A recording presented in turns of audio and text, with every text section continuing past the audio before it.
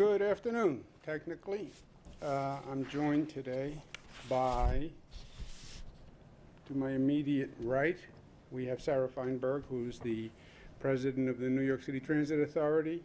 To her right, we have Pat Foy, who's the president and CEO of the MTA. To my far left, Mike Copey, who's the director of the Governor's Office of Emergency Management. To my left is Rick Cotton, who's the executive director of Port Authority of New York and New Jersey. We will talk about the weather today, not because we don't have anything better to talk about, but because the weather is the topic to talk about.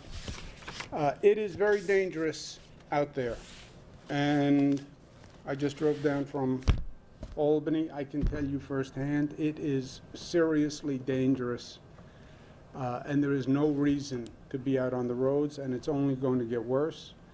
The roads are dangerous all across the metropolitan area.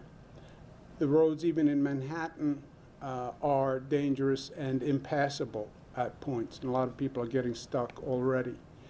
What you see is a lot of purple. It's going to be a statewide storm. It's a nor'easter that's been coming up the shores. I'm sure everybody has been watching. It makes it more difficult for us when it's statewide, because normally we deploy assets around the state.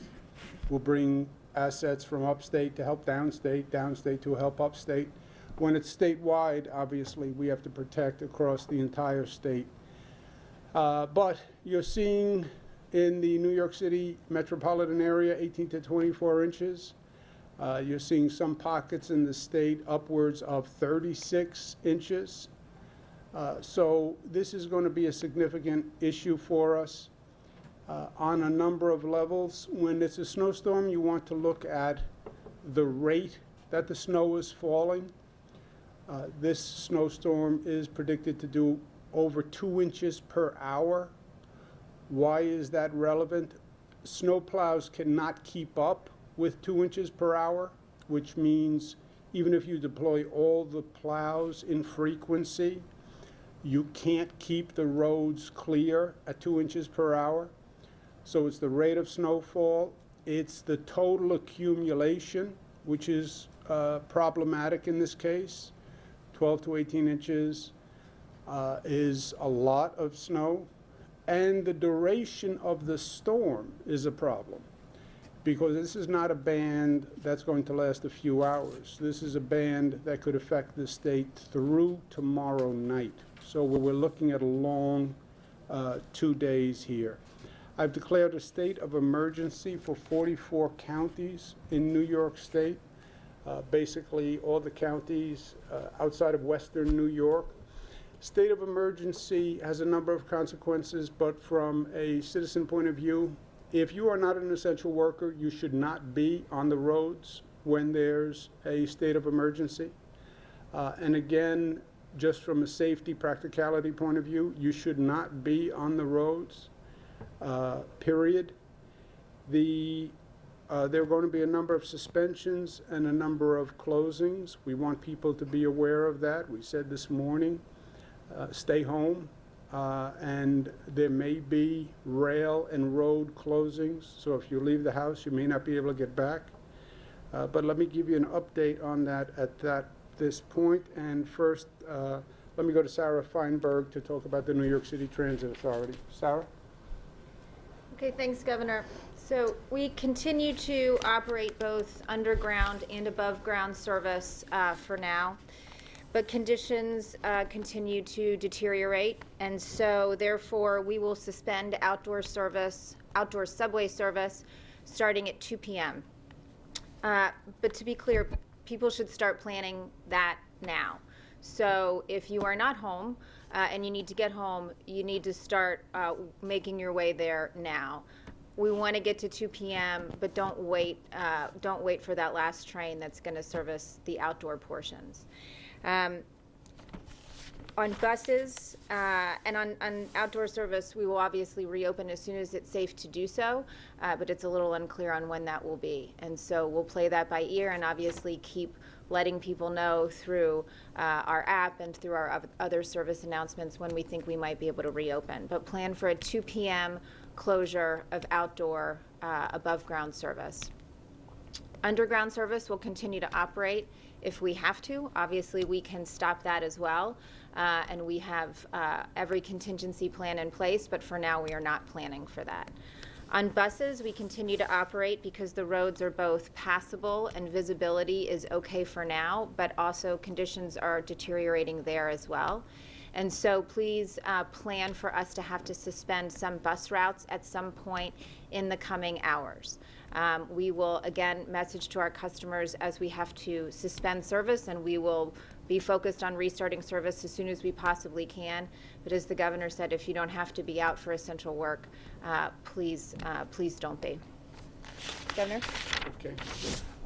Expect possible road closures.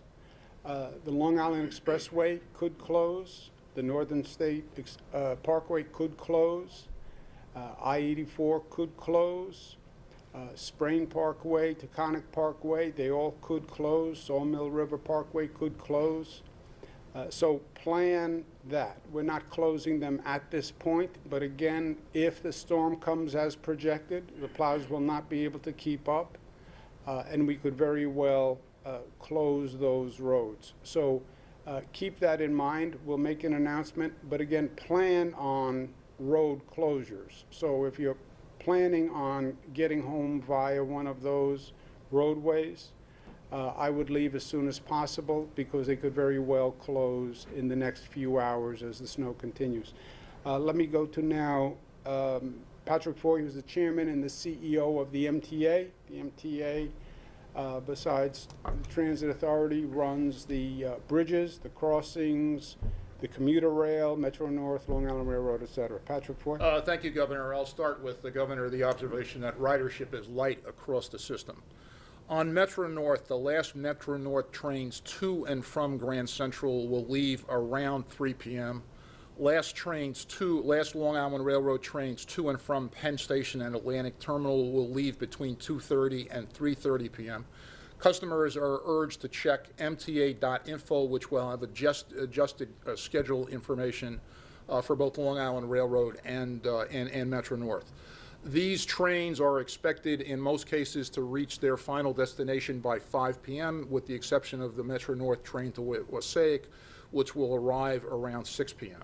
Governor, with respect to bridges and tunnels, we have banned empty and tandem tractor trailers. That's been in effect all morning. I'll also note that the upper level of the Verrazano Bridge is closed at this time. We expect it to open later. Again, Governor, customers should check Long Island Railroad, Metro North, Bridges and Tunnels, New York City Transit, mta.info. Thanks, Governor. Great. Thank you very much, Pat. And now let's turn to Mr. Rick Cotton, the Executive Director of the Port Authority, which runs the airports and terminals. Rick? Thank you, Governor. As one might expect, the snow and the very high wind gusts have severely affected flights at the airports. Upwards of 90% of flights have been canceled already, and we expect a good percentage of the few remaining flights are likely to be canceled as well. At this point, LaGuardia has suspended operations. All flights there have been canceled. At JFK, operations are similarly fully suspended due to an electrical issue that has arisen due to the weather conditions. Newark is operating but has only 4 flights scheduled to depart, but we expect that those may be canceled as well. With respect to our PATH commuter railroad, that has been operating on a reduced schedule, but it will suspend all operations as of 3 p.m. this afternoon due to the predicted weather. We would ask anyone who is planning to use PATH, they should anticipate that it will no longer be operating trains as of 3 p.m. Thank you, Governor. Great. I want to thank Pat and Sarah and Rick and Mike Hopi for their great work. Bottom line is, this is a serious situation. It's nothing to be trifled with. Yes, we've had snowstorms before. Yes, we've been through it before. But this is a dangerous, life-threatening situation. And again, expect major closures, so you're not surprised. And we don't want anyone to be stranded in a location where they can't get home again. And that's what you're looking at this afternoon, because it's going to get very bad very quickly. Let me give you a brief update on COVID. Yesterday, the positivity statewide was 4.8. That is actually very good news. That is 24 straight days of decline in what they call the 7-day average. So if you're thinking in terms of the trajectory, the curve, which is what we watch, we had that holiday surge where the numbers went up. Thanksgiving, Hanukkah, Christmas, Kwanzaa, New Year's Eve, all that socialization. Numbers went up. Numbers have been coming down since. New Yorkers did a good job of keeping that number down low. Many other states, the infection rate went higher, and they're in serious trouble. I think it's evidence of the fact that New Yorkers get it, and New Yorkers care about each other, and they've been smart. But that number continues to drop. We had 141 people pass away yesterday, and they are in our thoughts and prayers. And these are numbers, but remember, they're not just numbers. It's 141 deaths. It's 140 families. That's hundreds of people who are grieving today because they lost a loved one. That's hundreds of nurses and doctors who are again working in hospitals after a horrific year, and still rise to the challenge every day. Among the statewide numbers, highest positivity is Long Island, 6.1. Mid-Hudson is next at 6.03. New York City is 5.1. It's not in the top third. It's about in the middle of the 10 regions, New York City, but it's 5.1. In New York City, the Bronx is still the highest, 6.6. Next is Queens at 5.4. So it's the Bronx is significantly higher than any other borough in New York City, and that is problematic, obviously. Vaccinations, we've done about 1.96 million, so we're coming up to the 2 million mark. On the vaccinations, those that were scheduled for today or tomorrow in state-run facilities, they're going to be postponed. I know how hard it is to get an appointment. I know people will say, I had an appointment finally. Is it really going to get rescheduled? It's really going to get rescheduled in any state-run facility. So if you had an appointment, it will be rescheduled at a state-run facility. Overall, with COVID, vaccinations, it's just a question of supply, and it's a question of international supply and national supply. It's not really a supply issue, it's really a production issue. How many drugs can Pfizer, Moderna, any other manufacturers that they approve, how many can they provide? How many can they produce? How many can they make? Then how many does the United States purchase? And they then distribute to states by population. We are basically exhausting our week-to-week allocation, waiting for more supply from the federal government. And we have much more distribution in place than we have supply. There are 7 million people who are eligible for the vaccine. 7 million. When you add up the hospital workers, the healthcare workers, 65+ population. That's 7 million people in New York City, in New York State. It's about half of the entire eligible population in the state is now eligible. But we only get 300,000 doses per week. That's the disconnect and the confusion and the tension. 7 million people looking for a vaccine, you only get 300,000 per week. So we're very careful about how we give out the doses. We give them out proportionately by population of an area.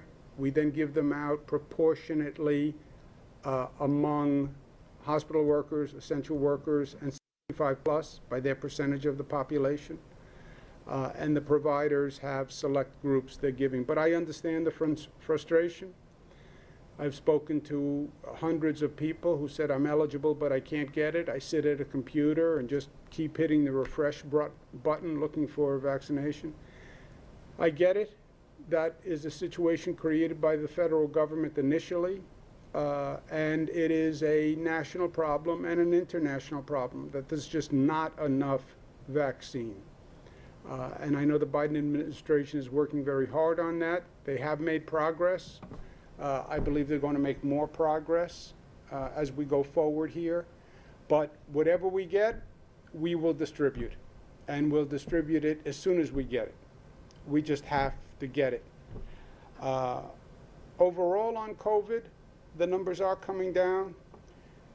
New Yorkers are careful. Even places that were highly problematic in the state are now coming down. The only question mark, what is a potential problem? If one of these strains, these variants, a new term, variants of interest, one of these strains, these new variants, hits and is problematic, you could see that curve change. And that's just a question mark. Nobody can answer that question. I speak regularly with the best health experts globally, because this is not a state problem, it's not a city problem, it's not even a national problem. It's a global problem. And nobody knows, nobody can tell you definitively what the mutation of this virus will be. UK strain, Brazilian strain, South Africa strain, no one can tell you how fast it will take off. The UK strain is problematic. The CDC has said it would be a predominant strain, and it is more transmittable. But we'll know when we encounter it, and whatever we encounter, we will be ready to manage. But right now, that number is headed in the right direction. So congratulations to New Yorkers, because you make it happen, one way or the other. It's what New Yorkers do. How we act determines how that virus spreads. And bringing down that line, bringing down that surge, that's all due to the good work of New Yorkers. And I thank you, and I'm proud to be a New Yorker. Let's take some questions on this. Operator. Thank you, Governor. If you'd like to ask a question, please use the raise hand function at the bottom of your window. We'll take a brief moment to compile the Q&A roster.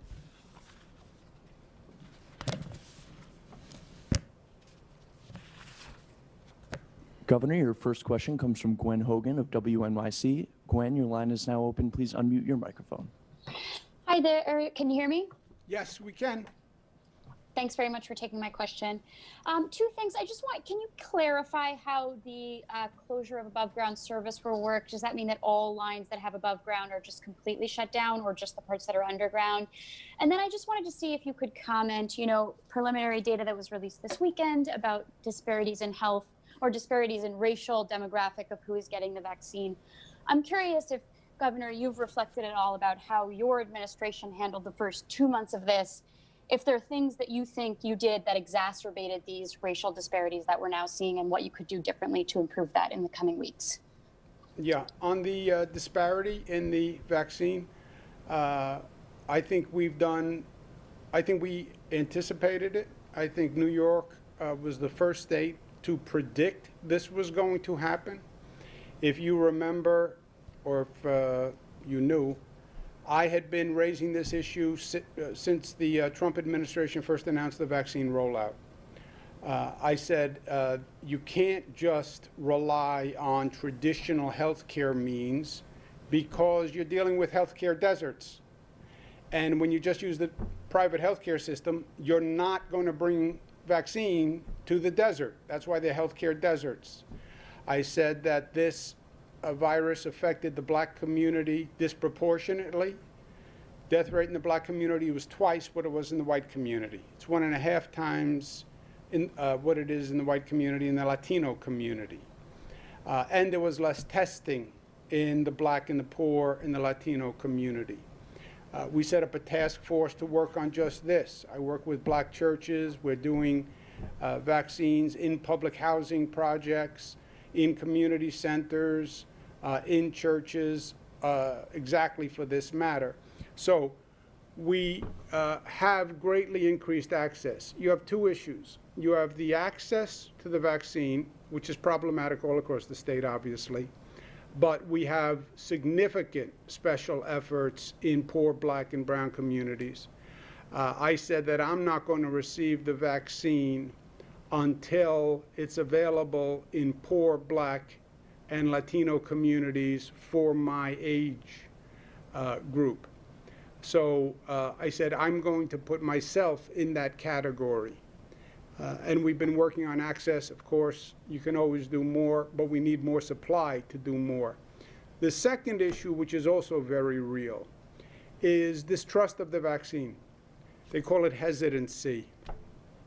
Hesitancy is too benign a term for me. It's not hesitancy. It's distrust. Call it what it is. You have distrust, primarily in the black community, about the fact that the government says the vaccine is safe.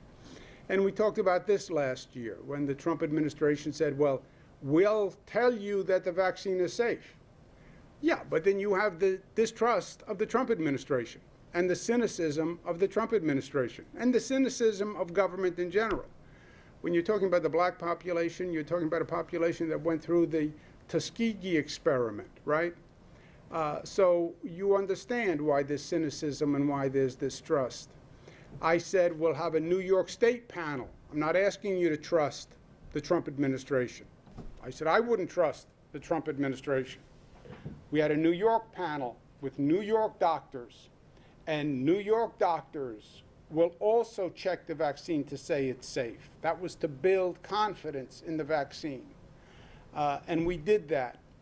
But there is still distrust and cynicism. We took, if you want to talk about one control group, if you will, hospital workers have been offered the vaccine numerous times because we have a priority in vaccinating hospital workers. Why? Because if hospital workers get sick, then the hospital capacity goes down, then the hospitals get overwhelmed, then the state closes down, and people die unnecessarily. So hospital workers are in a different category. They didn't have to make an appointment. They didn't have to take a day off work. They haven't been sitting at their computer trying to schedule a vaccination. They're in a hospital where the staff has come to them and said, please take the vaccine. We have it for you. The declination rate among blacks in hospital settings, where they're hospital workers, is much, much higher than it is among whites or Latinos or Asians. So we know there's a real distrust issue. And I announced yesterday the state is going to start an advertising campaign to address just that. But it is a very real issue.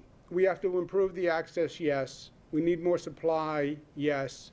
But we also have to address this distrust issue head on because it's real.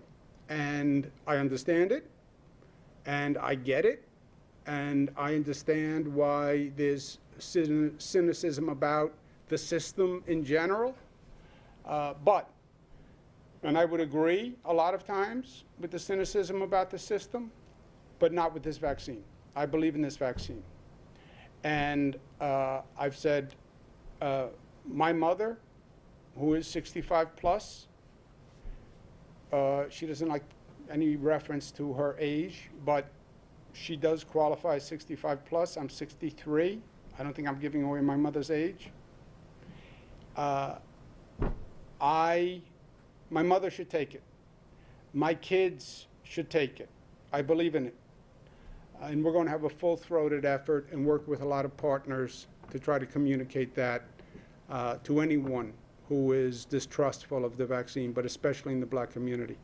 Let me ask Sarah Feinberg to give you more information on the subway service. Thanks, Governor. So this is how this works. We're communicating to customers now, and we'll continue to do so, about the fact that outdoor service will be suspended at 2 p.m. So if you're in the system, you're going to hear announcements on the train. If you're checking Twitter, you're going to see it. If you're checking My MTA, you're going to see it. We'll be reminding customers that they've got to get off in the underground stations.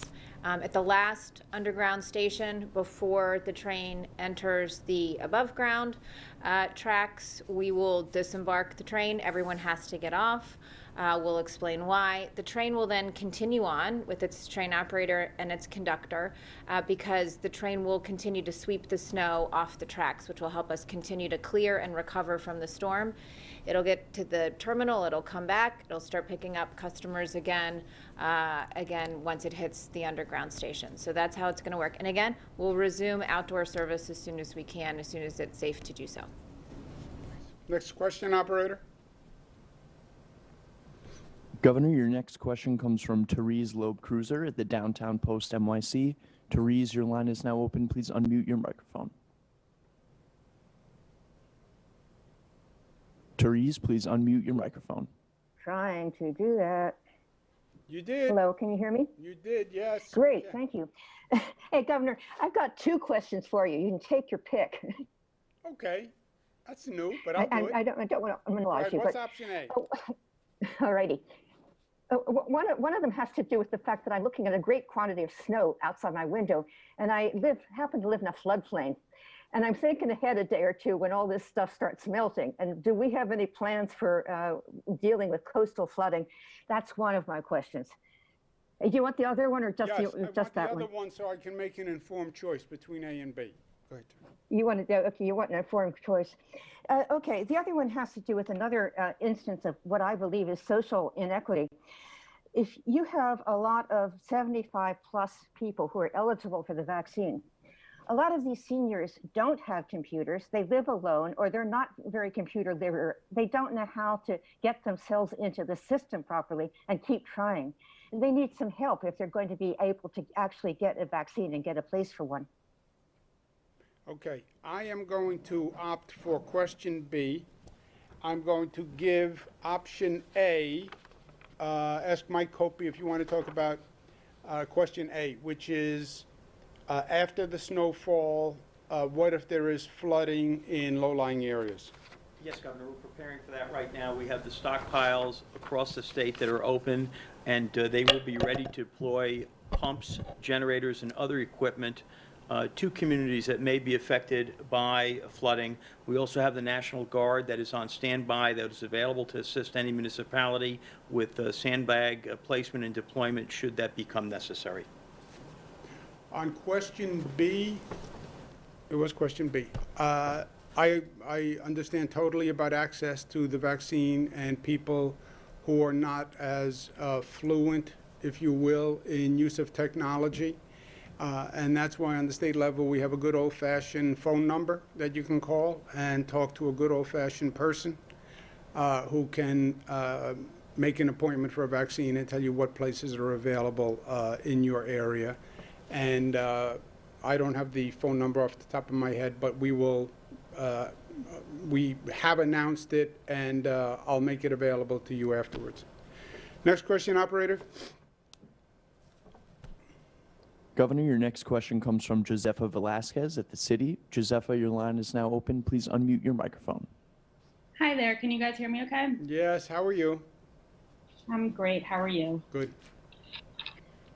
So can you talk a little bit about the rationale behind opening indoor dining in New York City? The number of COVID cases here doesn't seem to be abating, and there's concerns among restaurant workers, many of whom work on minimum wage or tipped wages for people of color, that they're not eligible for a vaccine.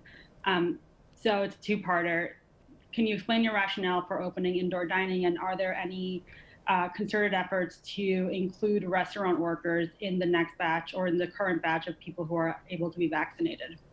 Okay, 2 points. Look, if you're waiting, you're trying to balance two vital concerns, right? economic concerns and public health concerns. The economic concerns are real. People need to work. People need to pay for their rent. They need to buy food. They need to buy clothes. They need income. The federal government is talking about us sending a check. You know, that's nice, but it's not going to be a substitute for a sustained income. So the economy and right to work, if you will, on one hand, and then public health on the other. If you look at New York City's numbers or any numbers in the state, they have dropped dramatically, as I said, now 24 straight days. The number is dropping. Your point, COVID isn't solved. That's true. More people are getting infected. That is true. But many fewer than were. If your premise is don't open the economy until no people are infected with COVID, that may not happen for years, literally. Yes, we'll have a vaccine, but you're not going to have 100% of the people take a vaccine. If you ask me my best educated guess, you're going to see mutations of the virus. You're going to see new strains. You will even see, if I had to wager, a strain of the virus that is resistant to this vaccine. And you'll see a second vaccine and a booster shot for the vaccine. So I don't think it's realistic to say don't open the economy until COVID is solved, because that's not going to happen. Well, make restaurant workers eligible.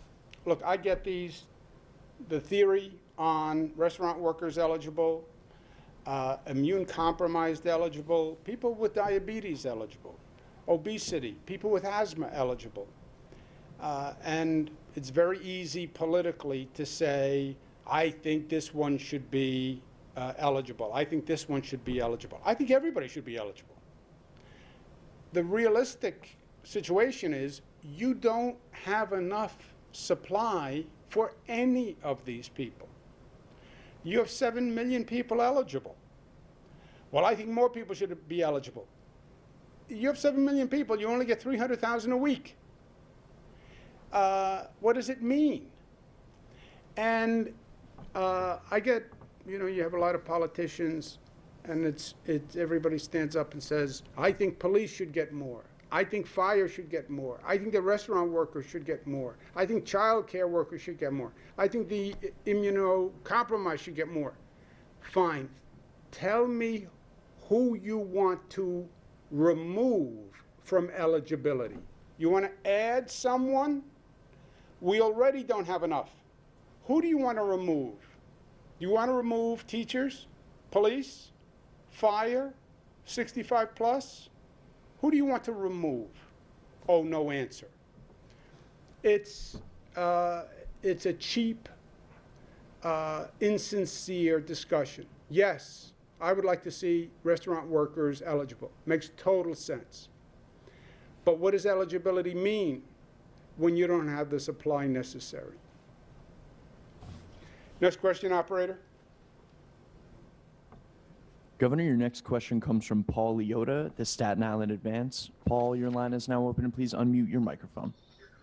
Hi, good morning, everybody. I just had a quick question for President Feinberg regarding the shutdown for the subway system. Does that apply to the Staten Island Railway? Sure. So for now, the ferry continues to run regularly, and the Staten Island Railroad has been able to keep up with their snow removal, and so we're going to continue service on Staten Island for now. That said, prepare for us to have to suspend service at some point. So, head home and don't be out if you don't need to, but for now we can continue to operate service because the railroad's been able to keep up and the ferry continues to operate. Anybody want to make any last point? Pat, Rick, Mike, Sarah? Get home. Get home. Assume road closures, assume rail closings, assume subway reduced service. As Ms. Feinberg said, I would assume the worst with this kind of storm, and then plan accordingly, and then you won't be surprised. Any other updates, as soon as they happen, we will let you know. But again, you heard the caution from the MTA, the TBTA, Port Authority, and the head of emergency management. And again, from me, I've been out there. It really is dangerous. I know we're tough in New York. I get it. Even with our New York toughness and smartness and unity, it's still dangerous out there. Stay safe. Thank you.